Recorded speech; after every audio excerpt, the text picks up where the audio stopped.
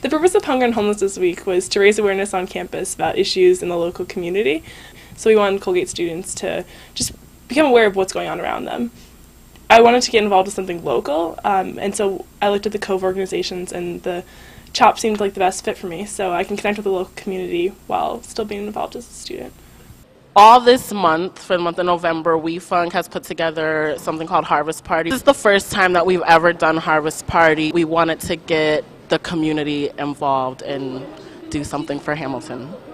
We put boxes in all of the residence halls for a food drive. Right now we're having a bake sale, and on the 14th we are having a party at the Palace. Admission is $1, and all the proceeds are going to the Hamilton food cupboard, all the food that we collect, all the money that we raise for Thanksgiving. So some of the events that we've had for Hunger and Homelessness Week are film screenings, and we had different discussions. The 2012 think tank meets every Monday, and so during Hunger and Homelessness Week we had it centered around a discussion on poverty in the U.S. We also had collaborated with the Freshman Seminar Program and Oxfam to do the Hunger Banquet, and we tried to tie in the freshman reading Omnivore's Dilemma along with issues of poverty and hunger. And we also, at the Cornell hockey game, the biggest game in Colgate, did a toiletry drive for the local food cupboard.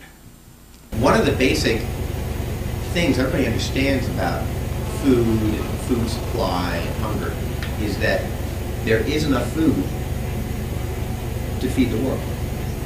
So the issue then becomes, it's not about the food, what is it about?